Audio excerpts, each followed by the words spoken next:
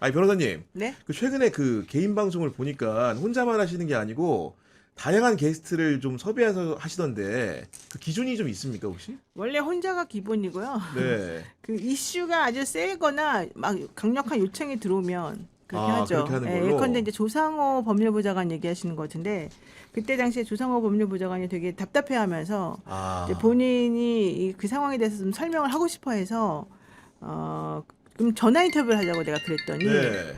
전화 인터뷰를 하면은 자신의 진위가 왜곡된다. 그래서 그러면은 인터뷰를 합시다. 이렇게 됐어요.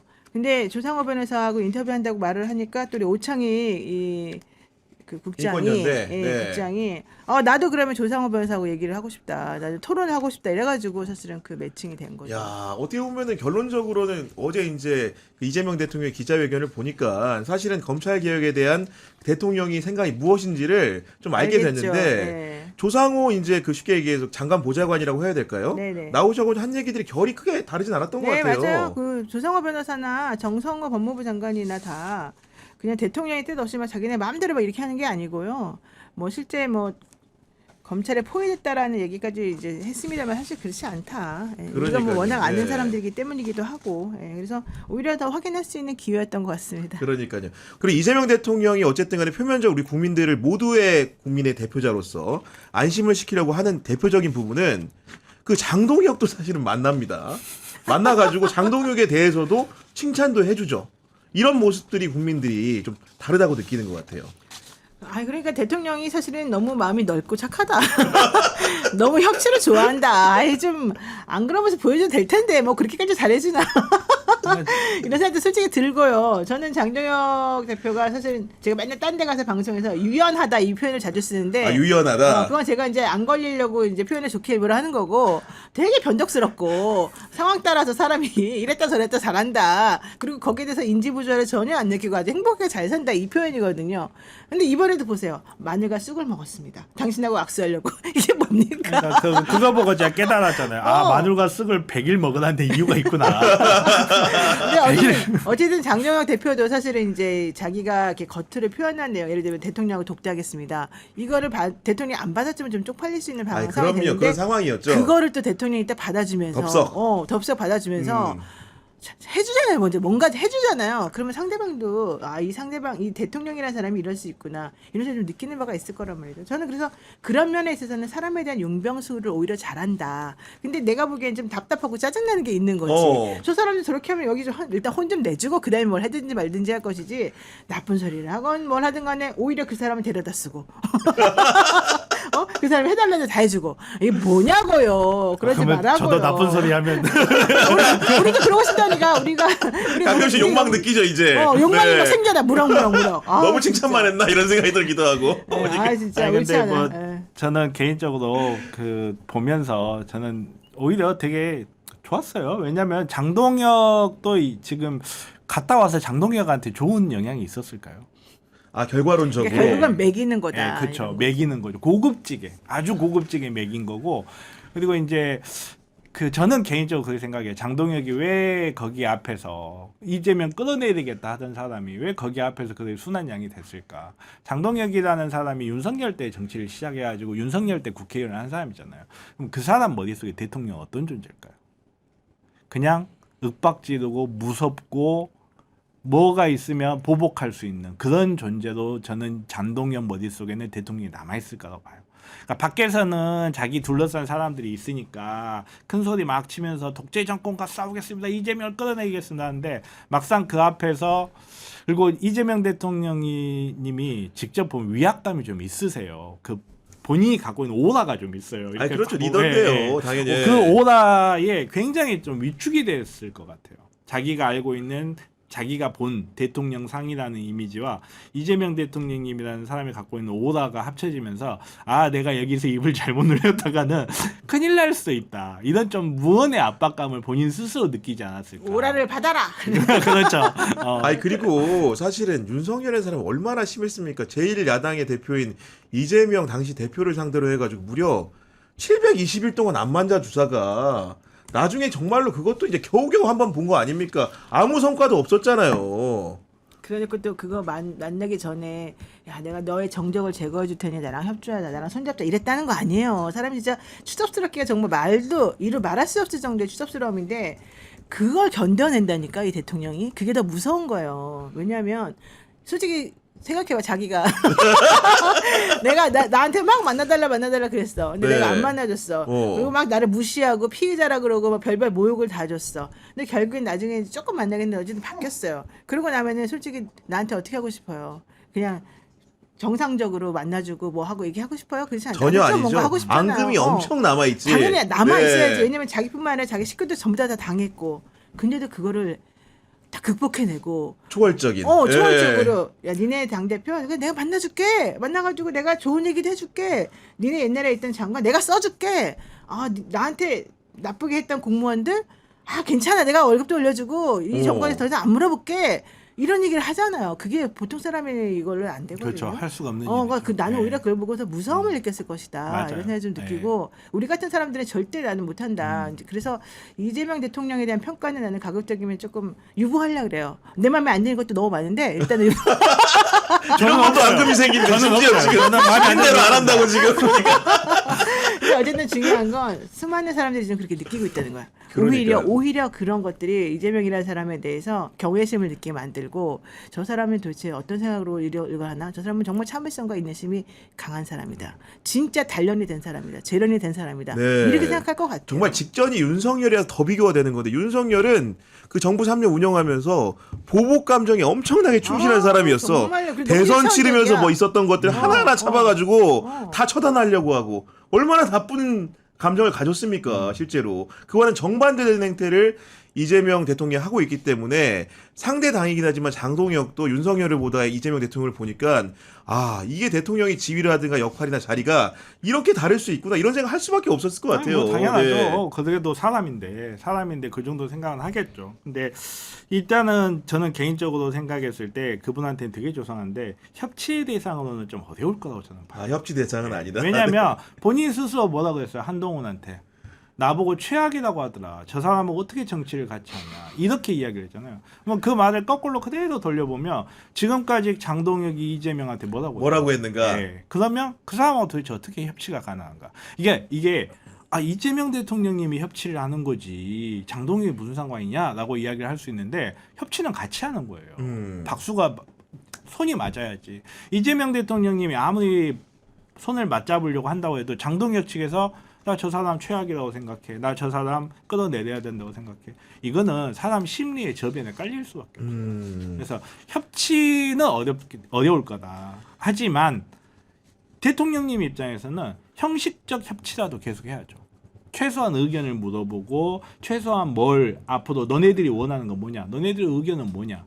이 정도는 물어보고 형식적 협치는 어느 정도 되겠지만 실질적인 협치는 저는 어려울 것 같아요. 근데 협치 얘기를 하다 보니까 최근에 이제 우리가 흔히들 얘기하는 3대 개혁 있잖아요. 검찰, 언론, 사법개혁 얘기가 생각이 안 날 수가 없는데 그 협치의 범주를 둘러싸고 갈등이 한번 있었고 물론 봉합이 됐습니다만은 그럼 그 이후에 주요한 제도 개혁들을 좀 어떻게 해야 될 것인가 어느 범주까지 우리가 수용하고 받아주고 해야 될 것인가 이런 좀 문제가 좀 남는데 일단 민주당 국회에서는 초두에 얘기하기로는 정광석화처럼 하겠다라고 말은 해놨는데 지금 상황들이 뭔가 좀 신중하게 돌다리도 두드려보자는 의견도 있는데 우리 노영희 변호사님 좀 어떻게 생각하십니까?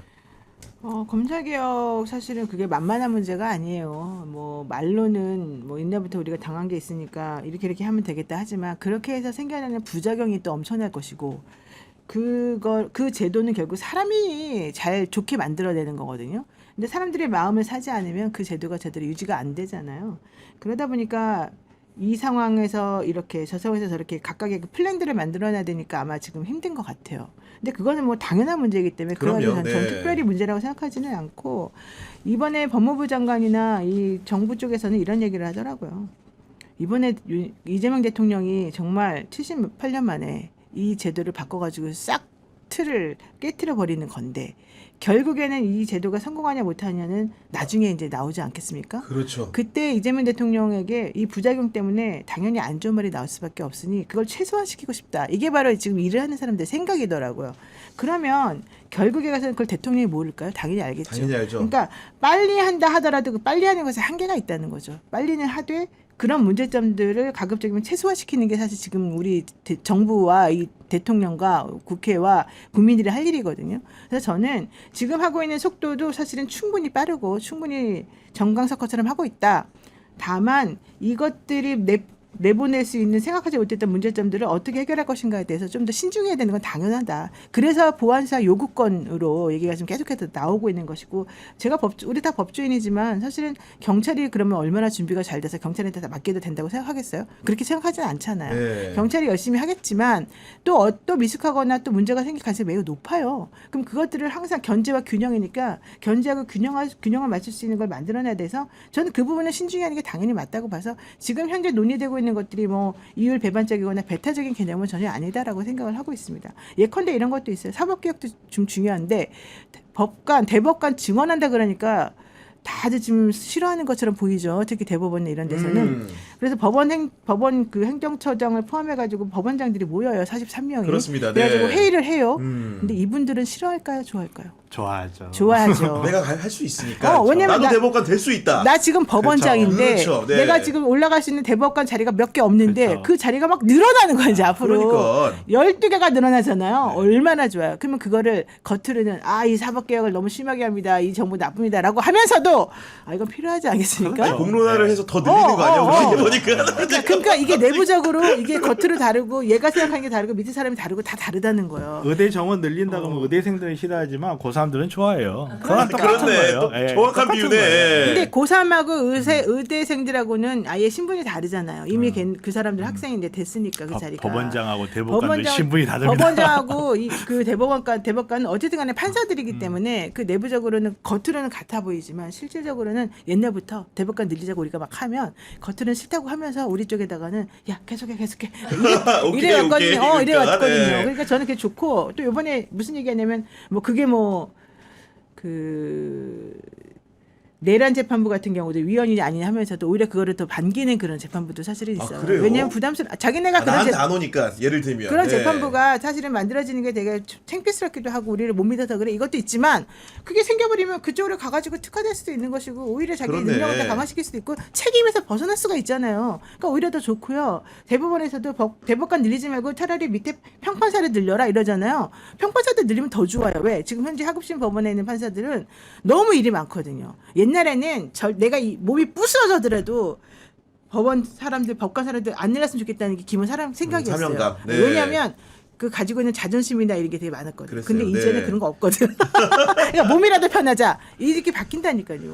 그러니까 그런 게 있어요. 40-70 룰이라는 게 있어요. 40-70 룰. 네. 그게 이제 미국에서 행정부에서 어떤 결정을 할 때 따른다는 룰이 40-70 룰이에요. 그러니까 뭐냐면 어떤 결정을 할 때 정보는 40% 이상 70% 이하일 때 결정을 내려야 된다는 원칙이에요. 왜 40% 미만이 되면 그거는 결정을 위한 추정에 불과하기 때문에 40% 이하의 정보가 쌓여 있는 상태에서 결정을 내려서 안 되고 70% 이상을 기다려서 안 되는 거는 결정적 정보를 기다리다가 결단의 시기를 놓쳐버리면 그게 더 피해가 크다는 거예요. 그래서 40-70 룰이라는 게 있어가지고 이게 정보가 앉아서 회의만 하다 보면 끝이 없어요. 맞아요. 예, 그거 이제 분석마비라는 표현을 많이 하는데 정보를 분석하고 이 분석된 정보에 대해서 다양한 관점에서 이야기가 나오다 보면 회의만 하면 끝이 없어요. 70% 정도 나왔을 때 결단을 내려가지고 변화를 주고 그 변화에 따라서 유와 무에 따라서 유연성을 줘야 된다. 이거는 손자병법에 나오는 말이에요. 그러니까 정보가 있는 것도 없는 것도 있는데 어떤 거는 분명히 있는 정보인데 나중에 변화하기도 해요. 그리고 분명히 없었던 정보인데 정보가 들어오면서 그 정보에 따라서 계획을 유연하게 변화시켜야 될 필요도 있는 거거든요. 변화시켜야 될 필요도 있기 때문에 양측의 말이 다 맞다라는 말을 할 수밖에 없는 게 정청래 의원이 이야기하는 것은 결단의 시기가 왔다라고 이야기하는 거고 이재명 대통령이 이야기하는 충분한 토론을 거치라는 거는 정보를 분석하고 이 분석된 정보가 있어야 만약에 어떤 결단을 내리고 진행해 나가는 과정에서 유와 무의 상황이 생겼을 때 유연함을 발휘할 수가 있어요. 이게 안 되면. 그래서 제가 도저히 제가 자도된 듯한 편파를 선언한 사람이긴 하는데 그럼에도 불구하고 제가 이거를 그래도 시사평론가라고 앉아서 이야기를 하니까 뭔가 문제가 있다라는 이야기를 해줘야 되는데 네. 그 이야기가 도저히 안 나오는 게 저는 이제 이걸 가지고 어떤 사람들은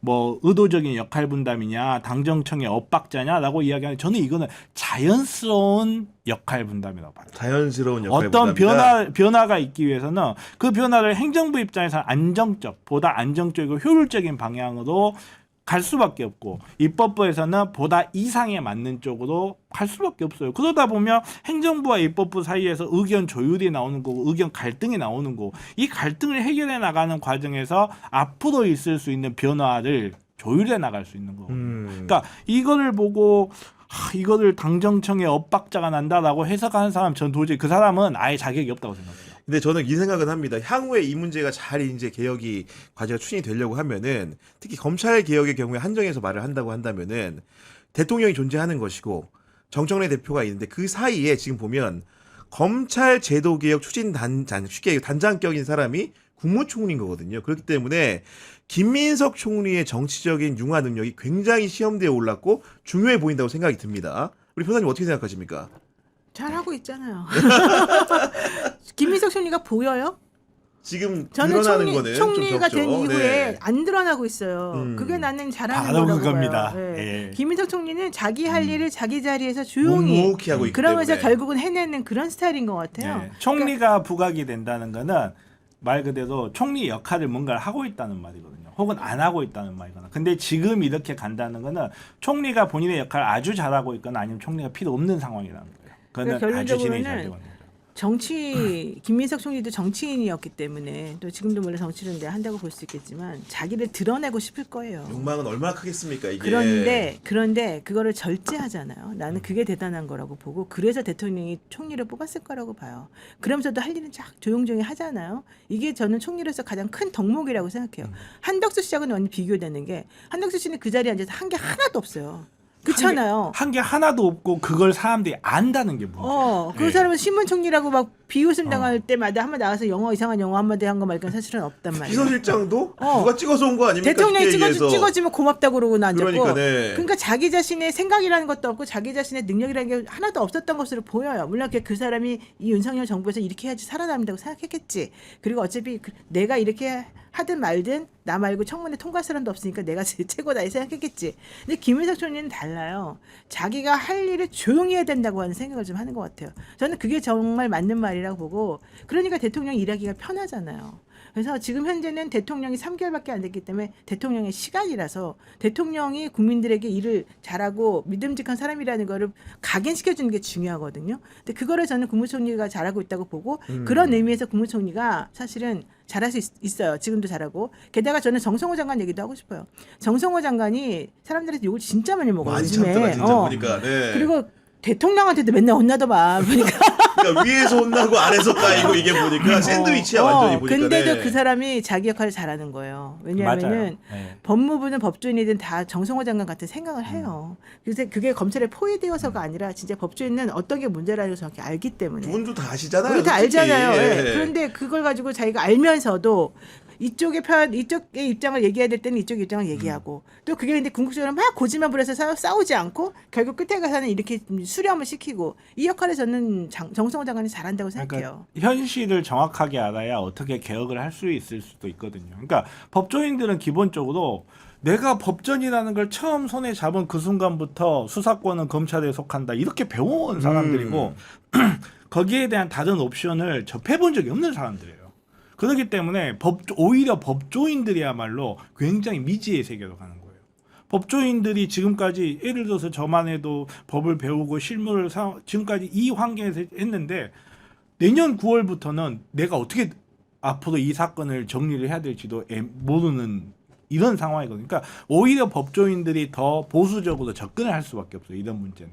그리고 무보다는 부 자체가 하는 역할이 그거예요. 그렇기 때문에 이제 장관도 욕을 많이 먹고 그 밑에서 이야기했던 어디 누구시죠? 조상호. 그 조상호. 예. 장관 저랑 같이 보좌관도, 방송하기도 했는데 욕을 먹는데 그걸 가지고 아 이 사람들이 이재명 대통령의 뜻을 무조건 따른다거나 이재명을 포위하고 있다 이런 식으로 해석은 굉장히 곤란해요. 이거는 정말로 본인의 역할을 하고 있는 거고 대통령이라는 자리 자체가 여러 군데에서 들어오는 그 의견들을 조율해서 앞으로 우리가 나아갈 때 어떤 방향으로 나아가야 될지를 정리를 하는 역할이기 때문에 그 의견대로 분명히 가치가 있고 민주당에서 나오는 민주당 안도 분명히 가치가 그럼요. 있고 네. 이게 있어줘야 나중에 혹시 모를 이 아니라 분명히 문제는 생겨요. 그 문제가 생겼을 때 유연감 있게 대응할 수가 있게 되는 거거든요. 어쨌든 네. 지금 이제 한마디만 더 덧붙이면 예컨대 여러분들이 고소인이에요. 뭐 고소인이라고 칩시다. 혹은 뭐 피의자라고. 근데 사건이 경찰에 갔어요. 근데 내가 생각하는 방향으로 결론이 안 난 거야. 나는 정필승을 고소했는데 그렇죠. 그냥 불송치가 돼버리고 반드시 끝내버려. 감옥에 가야 되는데. 끝내버리는 거예요. 그러면 그걸로 끝이 내버리면은 아니 경찰이 편파 수사했다고 본인은 생각하는데 해결 방법이 없어요. 근데 여기에다가 검찰이 한 단계 더 한 번 더 이걸 해결할 수 있는 시정할 수 있는 기회를 예를 들면 보안 사건이라고 주는 거예요. 재수사 한번 해보세요. 내지는 보안 수사 해보세요. 그러면 얼마든지 바뀔 수 있다고 생각하는데 그 루트가 딱 끊어지는 거야. 지금 현재처럼 하게 되면 한 번의 기회밖에 없는 거예요. 오로아 나싱으로. 내가 피해자라고 해도 마찬가지예요. 나는 내가 분명히 무혐의라고 생각하는데 갑자기 정필승이가 경찰이랍시고 내가 보니까 너는 유죄인데 그냥 기소해버리고 끝낼게 이래버리는 거예요. 네. 유죄. 나 일관적이지. 유죄. 그럼 끝이 나버리는 거예요. 명예훼손. 그러고 나면 검찰 가서 한 번 더 좀 판단을 받아보고 싶다. 이걸 좀 한 단계 걸러가지고 한번 생각해보자. 이런 마음을 안 가질 수가 있겠습니까? 정말 간단한 논리로 이해가 확 되네. 그치? 보니까, 네. 그러면 내가 그 당사자가 돼버리면 딱 느끼는 거예요. 그럼 여기까지 가서 한번 물어보자. 여기까지 갔는데도 이게 무혐의라 혹은 뭐 기소가 된다고 하면 나는 받아들이겠다. 근데 여기 의견이 서로 다르다. 그러면 그렇지 이런 마음이라도 갖게 되는 건데 지금 현재 시스템으로 이들이 주장하는 바대로 하게 되면 그냥 한 번에 모든 게 다 끝내버리고 경찰에서 뭐 딱 정리하면 끝이에요. 게다가 경찰은 뭐 깨끗한가? 옛날에 우리가 왜 경찰을 우리가 믿지 않고 인권에 불효해서 검찰을 믿었어요. 경찰이 하도 안 좋은 일을 많이 했기 때문이었거든. 그걸 다 잊어버린 거예요. 경찰이 그럼 완벽하게 통제가 되나? 아니거든요. 그러니까 한 번이라도 더 걸릴 수 있는 단계가 필요해. 맞습니다. 간단하게 재판 딱 한 번만 하고 끝나면 좋아요. 불복하고 할 수 있는 방법이 그렇죠, 있어야죠. 네. 그러니까 2심, 3심 그래서 나오는 거잖아요. 그러다 보니까 이번 같은 경우도 신중하게 하자는 게 바로 그 맥락이거든. 너무 이해가 되죠? 근데